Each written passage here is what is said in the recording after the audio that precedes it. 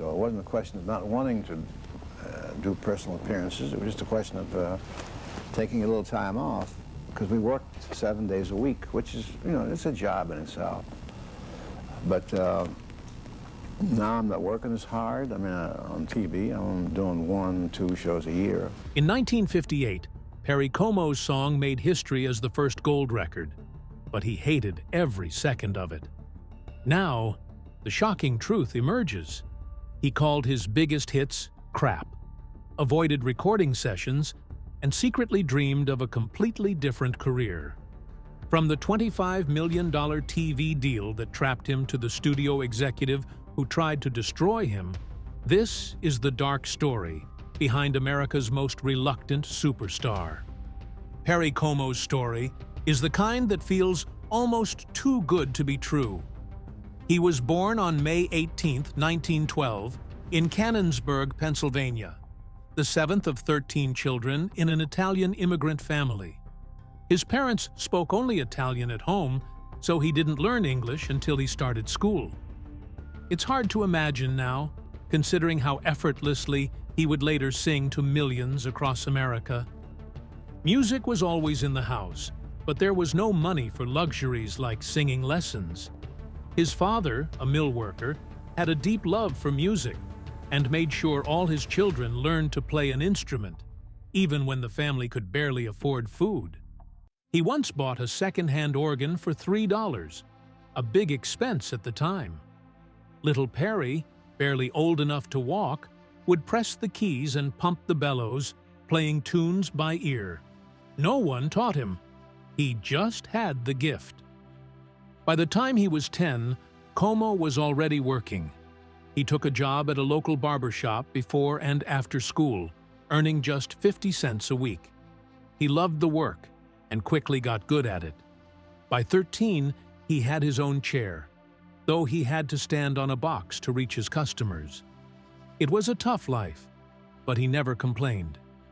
Then, when he was 14, everything changed. His father developed a serious heart condition and could no longer work. The family needed money, and Como had no choice but to step up. Most teenagers would have crumbled under the pressure, but Como handled it like a man twice his age. He opened his own barbershop at just 14, something almost unheard of. His skills were in high demand, and he quickly became known as one of the best barbers around.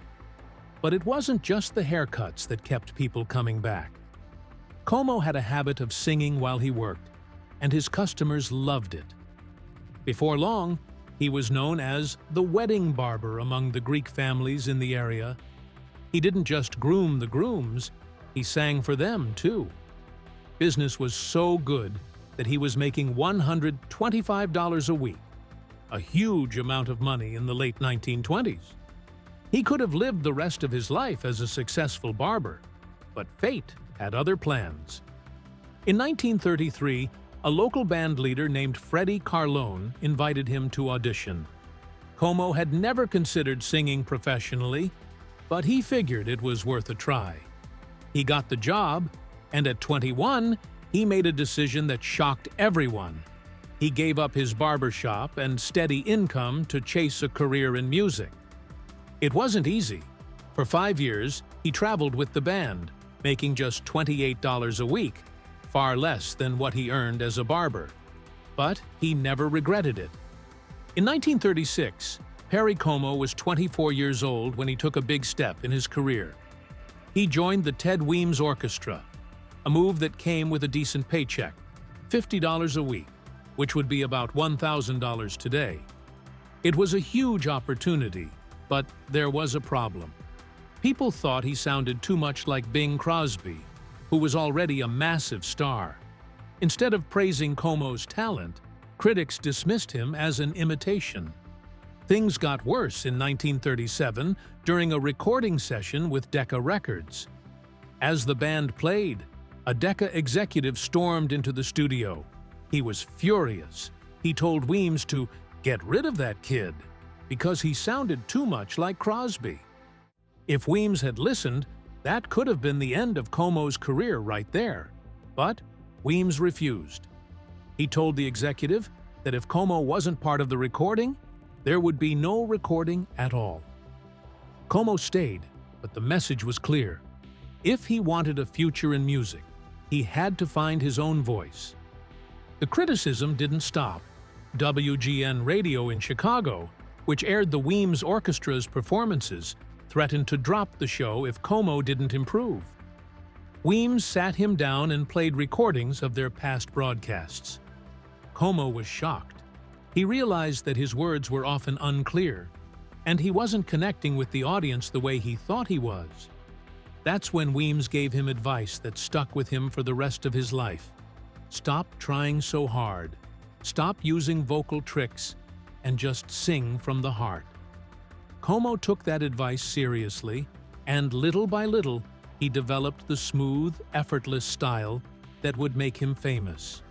But success didn't come overnight.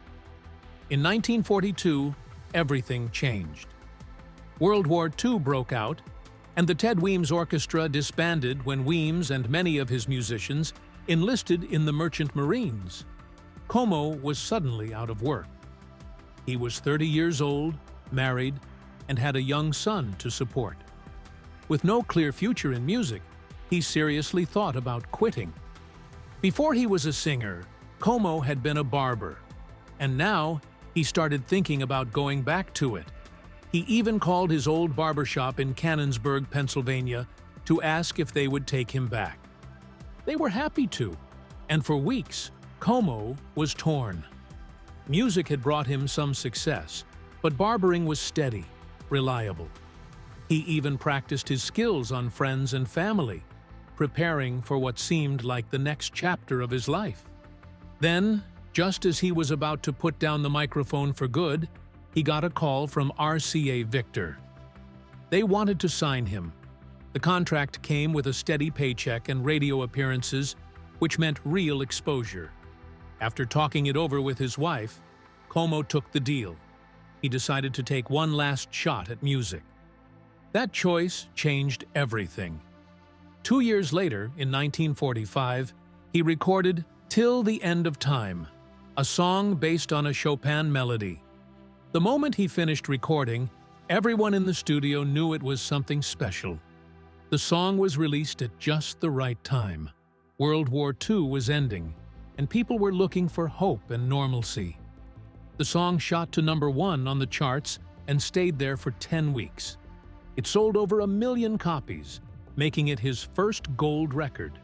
In later years, Como would joke that his fans should thank RCA Victor for saving them from getting haircuts instead of hit songs.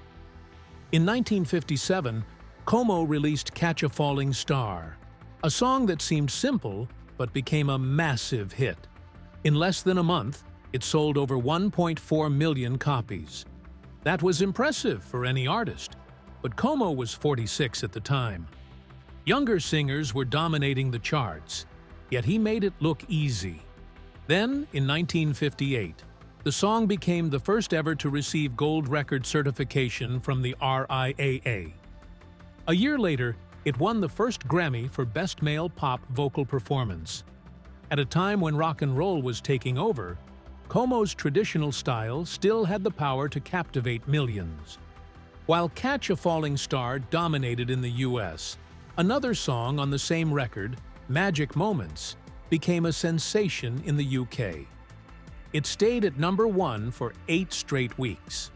Few artists had hits on both sides of the Atlantic at the same time, but Como did it without flash or gimmicks. During the 1950s and early 1960s, Como recorded a series of novelty hits that took over the charts. Songs like "Papa Loves Mambo," "Hot Diggity," "Dog Ziggity Boom," and "Hoop-de-Doo" were everywhere. They were catchy, playful, and impossible to forget. "Hot Diggity" stayed on the Billboard charts for 21 weeks and hit #1 for 2 of them. It sold over 1 million copies and earned Como a gold record. "Papa Loves Mambo" wasn't far behind. It reached #4 and sold over 500,000 copies. These songs were perfect for the post-war era, a time when people wanted light-hearted entertainment. But Como wasn't happy. He had a smooth baritone voice that was perfect for ballads and sophisticated pop. He wanted to be known for those songs, not for singing about mambo and hot diggity dogs. The public, however, wanted more of the fun, silly tunes. No matter how many serious songs he recorded, the novelty hits kept defining his career. Compared to singers like Frank Sinatra and Bing Crosby, he struggled to be taken seriously. In 1958, this divide became clear. That year, Como released two major singles, Catch a Falling Star and Magic Moments. Catch a Falling Star was light and playful. It became his 14th and final #1 hit, won him the first ever Grammy for Best Male Vocal Performance, and was the first single to be certified gold by the RIAA. Magic Moments, written by Burt Bacharach, had a more sophisticated sound. It only reached #4, even though many considered it the better song. This happened again and again. In 1956, Hot Diggity became one of his biggest hits, staying at #1 for 2 weeks. Meanwhile, his more serious recordings were ignored. The problem wasn't just what the public liked, it was what his record label wanted. Como later admitted that he had no choice but to record these songs. He called many of them crap, and said he only sang them because RCA insisted they would sell. The frustration showed during recording sessions.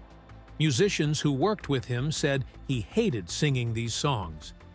He would walk into the studio, do 1 or 2 takes, and leave as quickly as possible.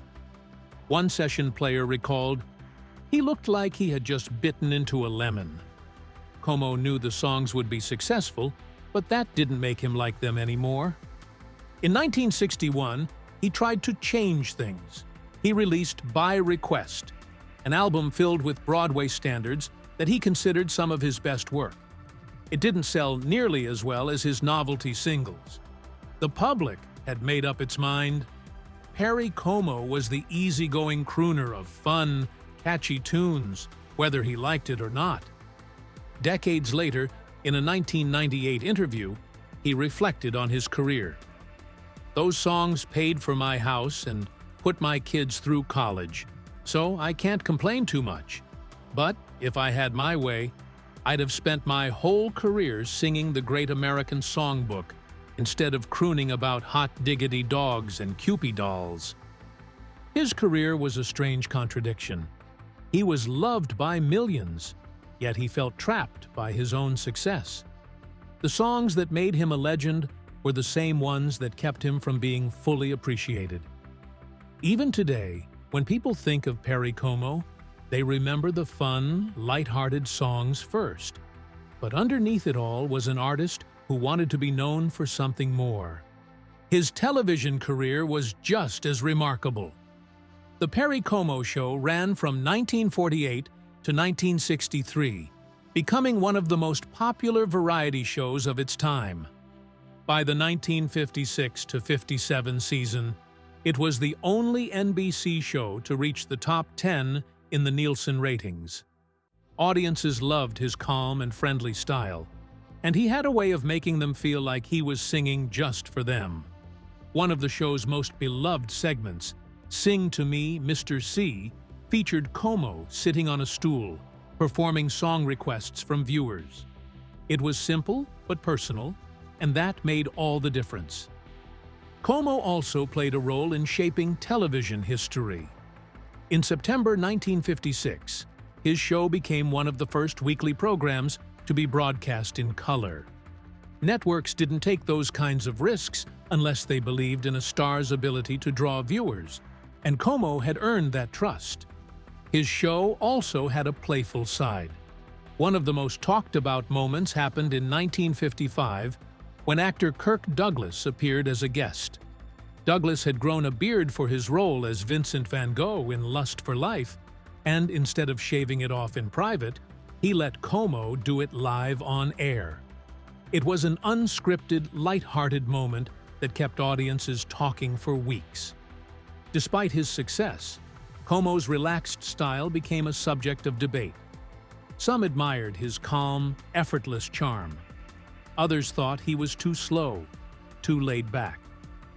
Comedian Jerry Lewis once joked that Como's theme song should be "I'm Walking in My Sleep." But if people mistook his ease for laziness, they misunderstood him. His style wasn't an act.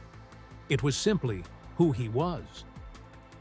In 1956, Life magazine conducted a poll asking young women who they thought would make the ideal husband. The winner wasn't a movie star or a politician. It was Perry Como.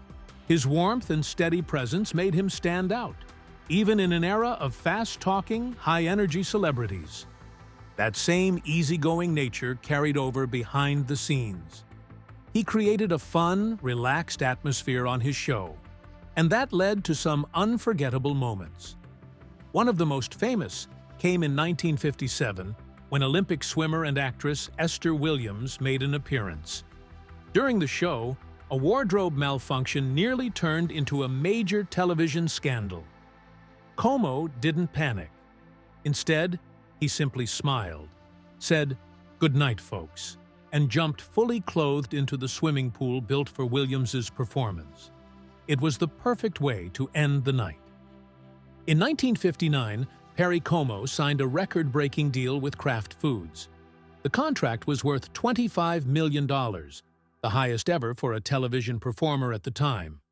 He moved to Wednesday nights, hosting Perry Como's Kraft Music Hall every week for the next 4 years. After that, the show became a monthly special, alternating with other programs like Kraft Suspense Theater and The Andy Williams Show. Como didn't handle business deals himself. His production company, Roncom, took care of everything, including choosing what aired during his summer breaks. While he was off, audiences could still watch him in Perry Presents, a special series that began in 1959. In late 1962, the Cuban Missile Crisis had just passed, and families of U.S. servicemen were finally allowed to return to Guantanamo Bay. Secretary of Defense Robert McNamara wanted to lift morale on the base, so he asked Como to bring his show there. Como agreed and became the first entertainer to visit since the crisis. He and his crew spent 8 days filming, capturing the excitement of the returning families. The episode aired on December 12, 1962, and had plenty of memorable moments. Meanwhile, Perry Como had the kind of Hollywood looks that got him a 7-year contract with 20th Century Fox in 1943. But looks weren't enough to make him a movie star. He made 4 films for the studio: Something for the Boys, March of Time, Dollface, and If I'm Lucky. He also appeared in Words and Music for MGM. Despite the opportunities, he never felt at home in front of the camera. The roles didn't fit him, and he knew it.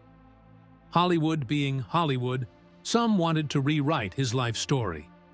A press agent decided that coal miner sounded more dramatic than Barber and tried to push that version to the public.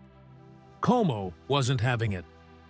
A skeptical columnist, Fred Othman, called the Barber angle a publicity stunt, so Como sat him down at the Fox Studios barbershop and gave him a real shave and a haircut. That settled that. His first experience on a film set only confirmed his doubts about the industry. He reported for work on Something for the Boys and sat in his dressing room for 2 weeks without being called. The next 2 weeks, he played golf, still waiting. It took 5 weeks before the studio actually needed him. When he finally walked onto the set, the director had no idea who he was. That was Hollywood. By the time Como signed, musical films were already losing their appeal. He was just another contract player, filling out the schedule when needed.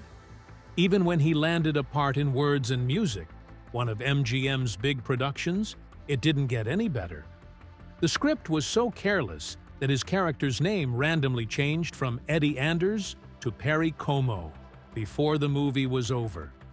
Less than 2 weeks before its release, columnist Walter Winchell called it out in print, saying someone at MGM must have been dozing when they wrote it. Como didn't need any more proof. He asked to be released from his contract, and MGM agreed. In his words, "I was wasting their time, and they were wasting mine." In 1949, while doing the Chesterfield Supper Club on radio and TV, Como predicted exactly why he'd never need Hollywood again. "Television is going to do me a lot more personal good than the movies ever have. The reason should be obvious. On television, I'm allowed to be myself.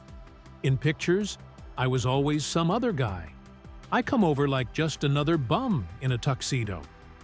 He was right. Offers for film roles came later, but by then, he was too busy with TV to care. Perry Como met Roselle Belline at a picnic in Chartiers Creek, Pennsylvania. He was 21 and working as a barber. She was 19 and had no idea she was about to meet the love of her life. Como was instantly drawn to her, so he did what he did best. He sang. The song was More Than You Know, and it worked. Their connection was effortless. Just like that, their love story began. They married on July 31, 1933, in Meadville, Pennsylvania. The early years were not easy. Como traveled constantly with his band, and money was always tight. They lived in small apartments, saving every dollar they could. Roselle later said, "We had some tough times.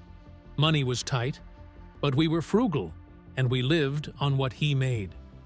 Through every challenge, they stuck together. Fame would come later, but their love was already strong." As Como's career took off, Roselle stayed out of the spotlight. She protected their family from the pressures of fame.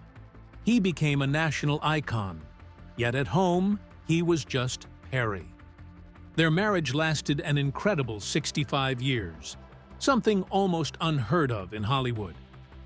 In 1998, just days before their anniversary, Roselle spoke about her husband with the same love she had from the start. "He was, and still is, the most gentle and humble man I ever met." They shared more than just love. Both came from immigrant families and had a deep Catholic faith. Their values kept them grounded. Faith was a constant in Como's life. He was raised in a strict Catholic household and carried those beliefs into his career. Unlike many in Hollywood, he never lost sight of his values. He avoided scandals and lived a quiet life outside of his work. In the 1940s and 1950s, he became one of the biggest stars in America. Even with all the success, he stayed true to himself. In 1958, Como and Roselle traveled to Italy for their 25th wedding anniversary. During the trip, they had a private meeting with Pope Pius XII. Como expected the moment to stay between them, but the Vatican press office released photos to the public. He was upset, not because he wanted to hide his faith, but because he never wanted to use it for attention. To him, faith was personal. It guided his choices, but he never felt the need to announce it. His quiet nature made him different from most celebrities. He turned down opportunities that didn't fit his values. He chose privacy over publicity. When he retired in Florida, he made sure he would be buried from a Catholic church. Even in death, he remained true to what mattered most. Everything changed in 1998. Roselle passed away on August 12th, just days after their anniversary. Como was devastated. She had been by his side for 65 years. Without her, he lost his sense of direction. He withdrew from public life and rarely left his home in Jupiter, Florida. His Christmas specials, once a yearly tradition, had already ended in 1994. After Roselle was gone, he turned down every invitation to return. The spotlight no longer mattered. His health began to decline. He developed Alzheimer's, though his family kept it private. He had always been a private man, and they honored that. On May 12, 2001, He passed away in his sleep, just shy of his 89th birthday. The official cause was natural, but those close to him believed he never truly recovered from losing Roselle. Perry Como had a voice that felt like home, smooth, effortless, and warm. He wasn't just a singer, he was a presence, a calm and steady figure in entertainment. People tuned in to hear him, not just because he sang beautifully, but because he made them feel good. That kind of connection is rare. It's why his career lasted for decades and why he won some of the biggest awards in television history. In the late 1950s, Como dominated the Emmy Awards like no one else. His first win came in 1955 for Best Male Singer, beating Frank Sinatra and Eddie Fisher. A year later, he did something even more impressive. He won 2 Emmys in one night, one for Best Male Personality and another for Best Variety Series. That kind of double victory almost never happened. Then came 1957. His show pulled in 54.2 million viewers, nearly a third of the country. The Emmy win that followed felt inevitable. By 1958, the competition had gotten tougher. Jackie Gleason was a major force in television, and their shows often went head-to-head in the ratings. But Como still came out on top. He won again in 1959, marking 5 consecutive years of Emmy victories. No male performer had ever done that before. His record stood unbroken for more than 30 years. 1956 was a special year for Como, not just because of awards, but because of what they meant. That February, he became the first popular singer to win the Christopher Award, an honor usually given to serious artistic works. The award recognized his Christmas Eve special, where he sang Ave Maria in a way that left millions deeply moved. Just a few months later, he shared a Peabody Award with Jackie Gleason. This was unheard of. Peabody Awards weren't usually shared, and definitely not by 2 entertainers in direct competition. But the committee saw something special in them. Both were perfectionists. Both held their shows to the highest standards. And despite their rivalry, they stayed friends. After their broadcasts, they often called each other just to laugh about the ratings battle. By 1990, Como had been semi-retired for nearly 3 decades, yet his impact on television had never faded. That year, he was inducted into the Television Hall of Fame, joining legends like Walt Disney and Lucille Ball. Every single member of the voting committee approved his induction, something that had never happened before. At the ceremony, surrounded by industry greats, Como kept his acceptance speech short, just 90 seconds. He had never been one to make a big fuss about himself. The Hall of Fame committee praised him for shaping the variety show format and for bringing a sense of ease and warmth to television. They also noted how he had helped change the industry itself. Como was one of the first performers to pre-record his shows, a practice that later became standard. One of the greatest honors of his career came in 1987 when he received the Kennedy Center honor. At 75, he was the oldest recipient that year, joining an elite group that included Bette Davis and Alvin Ailey. The ceremony was attended by President Ronald Reagan and First Lady Nancy Reagan. Como's tribute segment was unlike any before it.